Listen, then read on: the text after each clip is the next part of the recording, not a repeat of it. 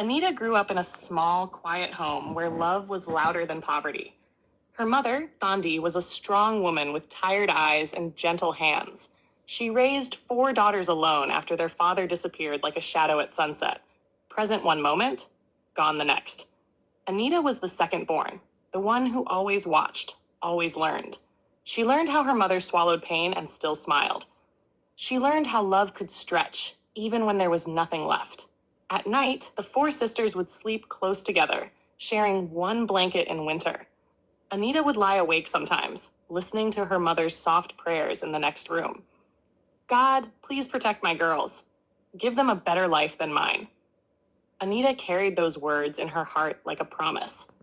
As she grew older, she became the quiet strength of the house, helping her mother, caring for her sisters, and dreaming of a life filled with the kind of love her mother never received.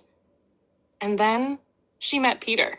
Peter was kind, gentle, the kind of man who listened when Anita spoke, the kind who made her laugh until her stomach hurt. For the first time, Anita felt seen, chosen, loved. At 21, she married him. Her wedding day was simple, but to Anita, it felt like the beginning of everything her mother had prayed for.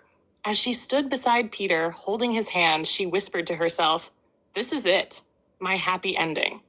The first year of marriage was beautiful, full of laughter, small dates, shared dreams. They talked about children, how many they would have, what names they would choose, what kind of parents they would be.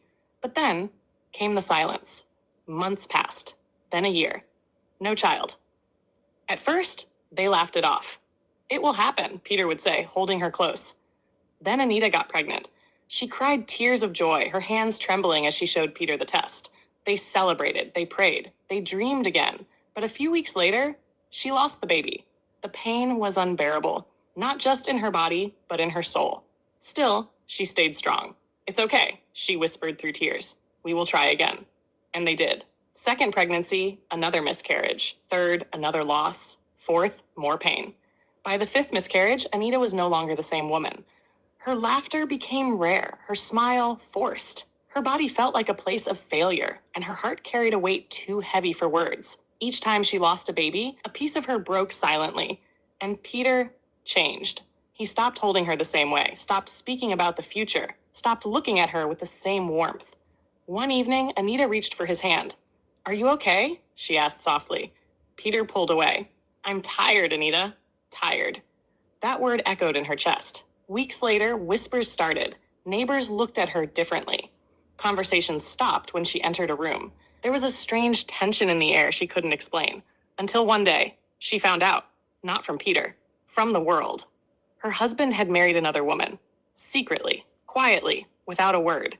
Anita felt her world collapse in a single moment. Her ears rang, her heart raced, and her body felt numb. "No, no, this can't be true," she whispered, but it was. When Peter finally came home, she stood in front of him, her hands shaking. "Is it true?" she asked, her voice barely holding together. He didn't deny it. "I needed a child, Anita." Those words pierced deeper than any wound she had ever felt. "I am your wife," she cried. "I have been here, through everything, through every loss, every pain." "And I stayed," Peter replied coldly. "But I also needed a future. A future, as if she wasn't part of it." Anita's knees gave in and she fell to the floor, her tears pouring like rain after a long drought. "I lost our babies too," she whispered. "I felt every pain, every loss. And you think I didn't want a child?" But Peter had already turned away.